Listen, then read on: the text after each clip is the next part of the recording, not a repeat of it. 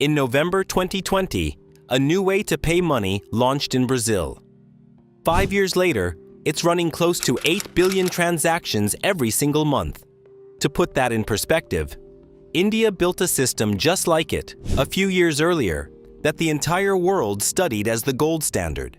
And that system took 6 years and 8 months to reach the size Brazil hit in 5. No instant payment system in history has ever taken over a country this fast. It's called Pix. And in about 5 years, it went from not existing to being the way Brazil pays for almost everything. Beating cash, beating debit cards, beating credit cards, beating Visa and Mastercard combined. Today, more than 170 million Brazilians use it. That's 93% of every adult in the country. It is free, it is instant, and it was built not by a Silicon Valley startup or a credit card giant, but by the government. So that's the question for the next 10 minutes. How do you build a payment system so good that an entire country drops cash and cards for it in just a few years? Because the speed of this takeover isn't an accident. It was engineered. And by the end, you'll see exactly how they did it and why it made the most powerful companies in America furious. Let me show you the 4 decisions that made Pix spread faster than anything before it. But first, let's actually feel the speed, because the numbers are genuinely hard to believe. Pix launched in November 2020. By January 2022, just 14 months later, it had already overtaken debit cards. The very next month, February 2022, it passed credit cards. By 2023, it was doing more transactions than every credit and debit card in the country combined. In its first year, it did 9 billion transactions. The next year, 24 billion. Then 42 billion. Then 64 billion. Since launch, it's processed nearly 200 billion transactions and moved $16 trillion. That's more than 7 times Brazil's entire annual economic output, flowing through a system that didn't exist a few years ago. Today, more than half of all the money movements in Brazil happen over Pix. So how? Decision 1 is the one that changed everything, and it's the reason for the speed. Pix was built and mandated by the Central Bank of Brazil. This is the part that sounds boring and is actually the whole secret. In most countries, payments are left to private companies, banks, Visa, Mastercard, fintech startups, and they all move at the speed of business deals and profit margins. The US has spent years trying to get instant payments off the ground precisely because no one could force every bank to cooperate. Brazil did the opposite.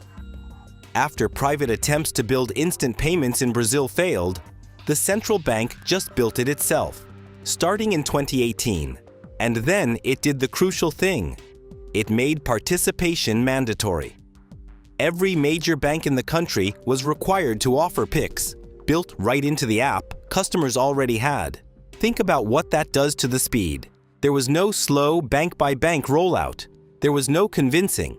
On day 1, Pix was already inside essentially every bank account in Brazil at the same time.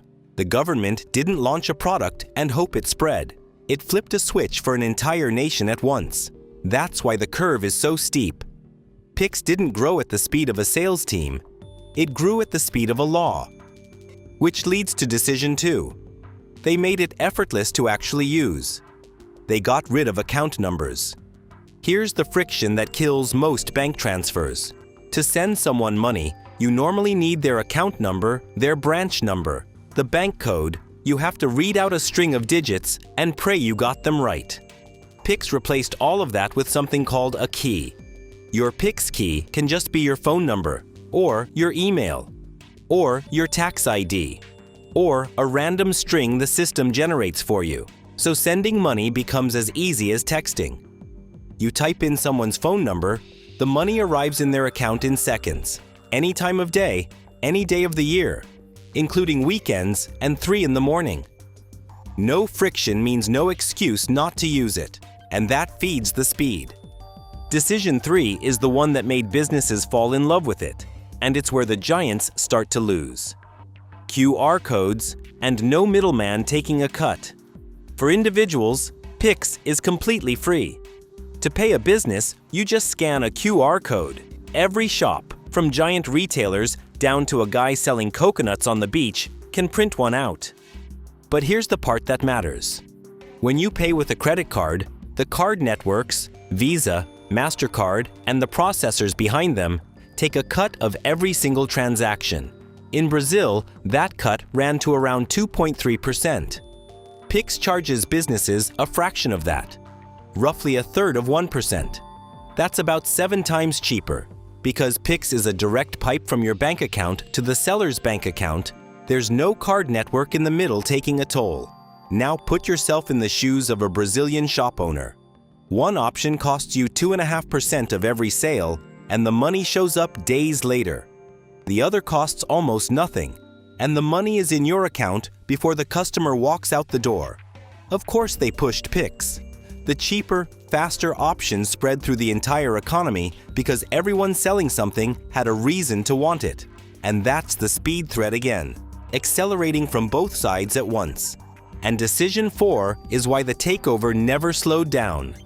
They just kept adding to it. Pix didn't stop at sending money between friends. It started there. In the early days, most Pix payments were one person paying another.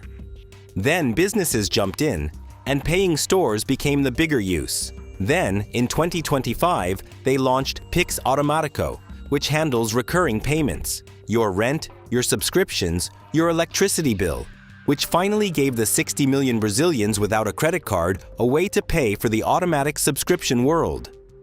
They added contactless tap to pay. They started rolling out installment payments, the one thing credit cards were still good for.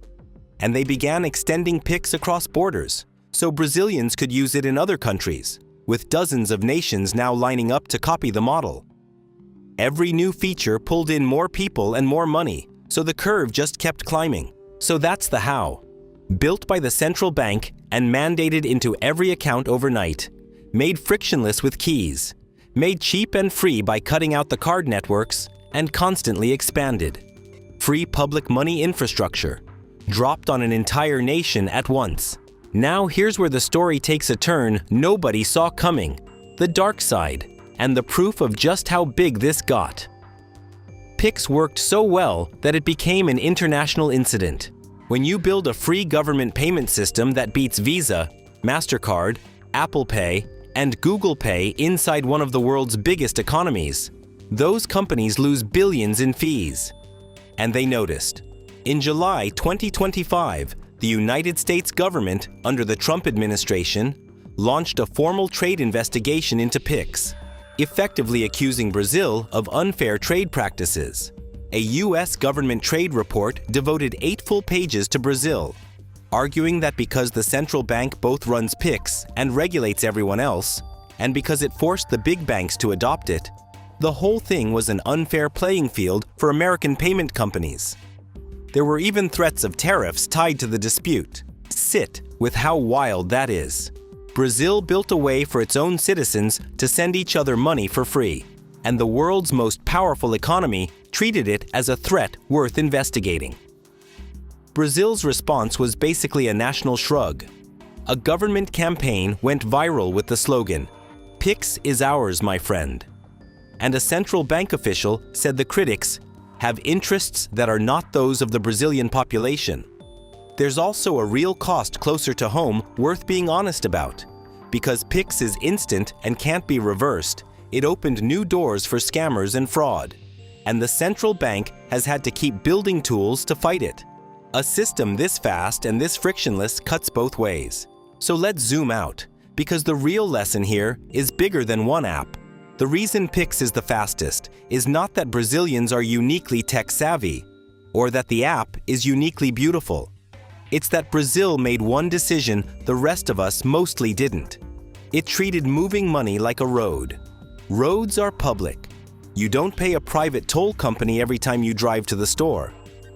Brazil looked at payments, something every person and business does every single day, and decided it should be free public infrastructure, built once and open to everyone, instead of a private toll booth run by card companies taking a cut of the whole economy. And the moment they built the free version and put it in everyone's hands at once, The old, expensive way didn't stand a chance. That's why it spread at the speed it did. Not because it was a little better, but because it removed the toll entirely. When something is free, instant, and already in your pocket on day one, you don't adopt it gradually. The whole country just switches. So here's the question worth sitting with. Every time you tap your card, and somewhere, invisibly, a company skims a couple of % off the top. Ask yourself what you're actually paying for. Is that fee buying you something genuinely better? Or are you paying it simply because no one where you live ever decided that moving your own money from point A to point B should just be free, the way Brazil did? Because Brazil proved it can be done. The only real question left is why everyone else is still paying the toll. Let me know what you think in the comments. And if you want to see how another country quietly built a financial empire most people never even noticed, watch this one next.